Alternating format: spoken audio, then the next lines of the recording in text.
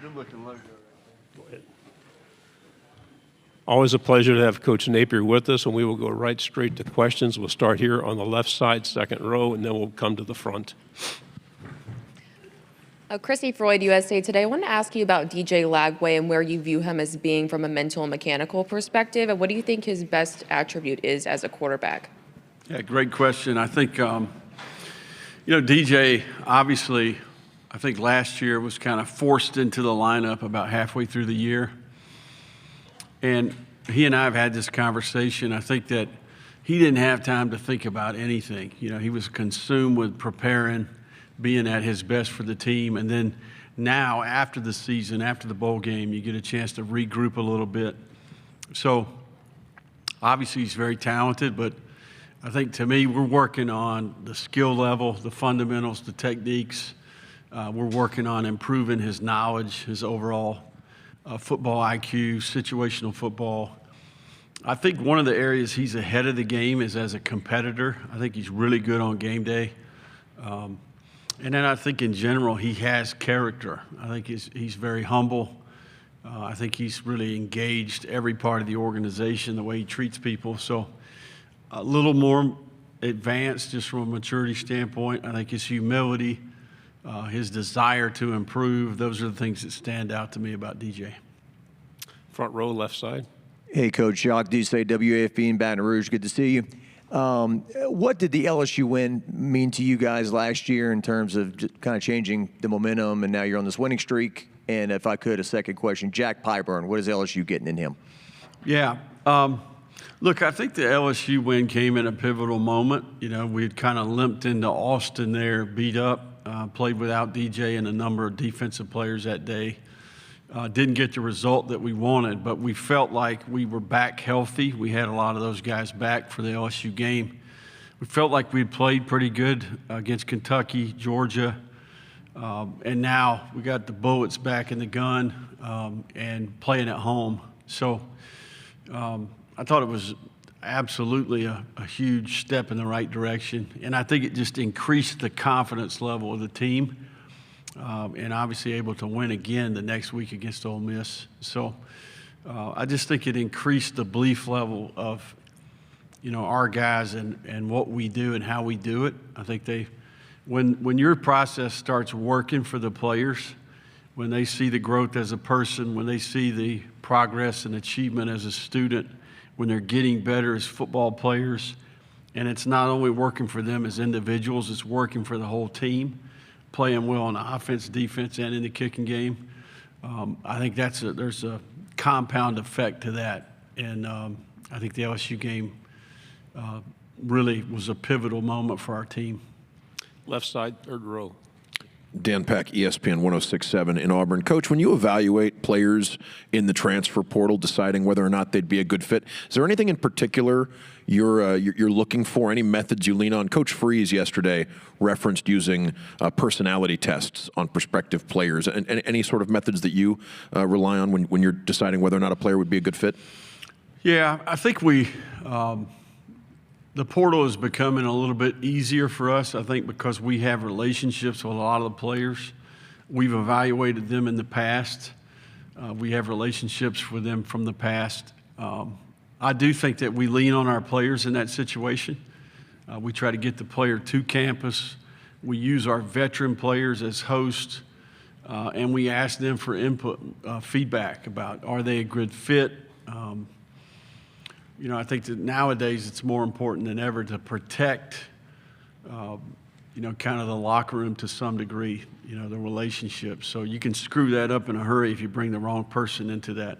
So we're hopeful that we are less dependent on the portal going forward. I think maybe we took 5 or 6 this year. That number's going down for us, but we're always going to use it. I think you're always going to have players that you're going to have attrition. You're going to have guys declare for the draft. You're going to have some injuries, and maybe it doesn't work out for some guys. So we lean on our players, and I think that's worked for us. We've been very successful with our portal acquisitions. They've not only been productive on the field, but I think they've also brought an extra dimension to our team from a leadership standpoint. Right side, second row, and then pass it forward. Alex Byington on 3. You mentioned earlier, and both your players, Jake and Caleb, mentioned that DJ kind of has a different personality on game day versus the rest of the week. Can you elaborate on that? Just, what do you see when he turns the switch on game day? Yeah, I think he's got a really unique ability to eliminate the external. I think he can be present. I think he's consumed with playing winning football and doing what he needs to do to help the team win. Just a little different look in his eye. And I think that late in the week, Thursday, Friday, Saturday, the guys played a lot of football. I think he played in the state of Texas. I think it was a big deal in his community to be the quarterback, to lead the team. And he really took his high school team to unprecedented success and was a leader, was kind of the catalyst for that. So this is just the next stop for him. But I think that's one of the best attributes about him is he's a great game day competitor. And I think the team feeds off of that. Right side, front row. Chessa Boucher with NBC 33 in Baton Rouge. You talked about the LSU win a little bit earlier, but what did you see from DJ going in? What wasn't one of his best performances, but he did it on one leg, just the grittiness that you saw from him.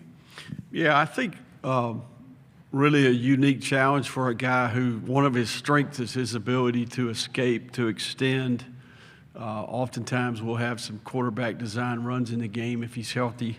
So we're asking him to play a little bit different brand of football.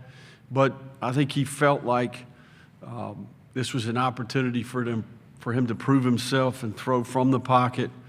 I think his stature helped him in the game. I think he was tough to bring down even within the pocket. So, look, the guy is up for the challenge. That's why he came to the University of Florida.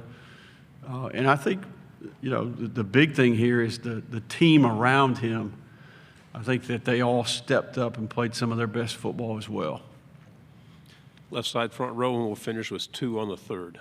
Another Louisiana question, if I could, Coach. I'm just curious your thoughts on your replacement with the Cajuns, Desimo. They had a nice bounce-back season last year, and I just want to know if you kind of watch them from afar, even though you're very busy in Gainesville.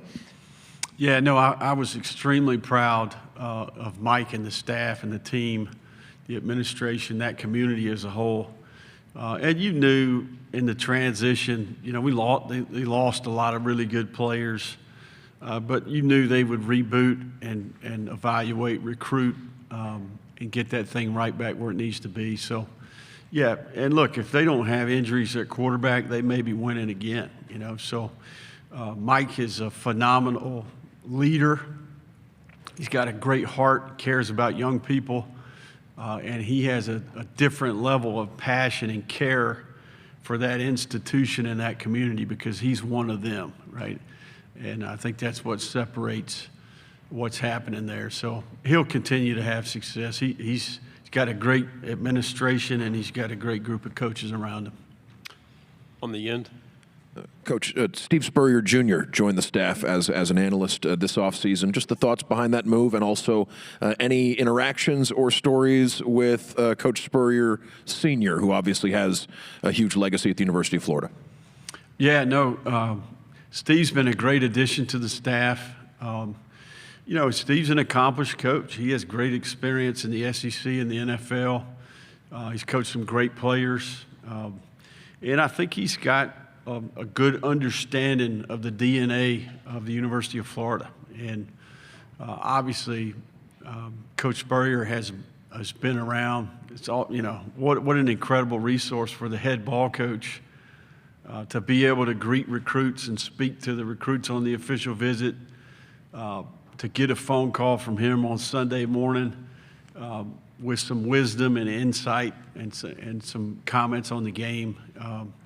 That's one of the things that makes our place special is there's been some of the all-time greats, right? The most iconic coaches in all of sport have been at the University of Florida. A guy that played, coached.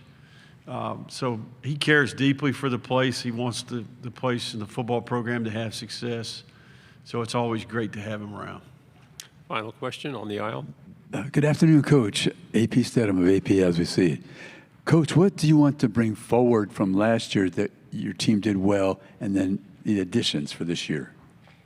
Yeah, I think we want to continue to play championship caliber defense. I think that was a big piece of the puzzle relative to our success. I thought we really, from Central Florida on, I thought we played at a high level. We took the ball away. We created havoc, TFLs and sacks, and then I thought we played really good red zone defense. Special teams was an area where we were really, really good last year. We were number 2 in about 3 different composite rankings nationally.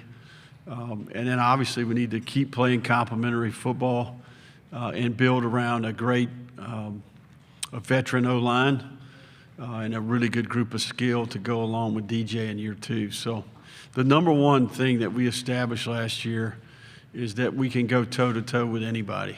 And I think that confidence, that belief, that swagger, kind of getting back to Florida football, when, they could beat anybody on any given day. Coach, thank you very much for your time. Good luck this season. All right. Thank you all.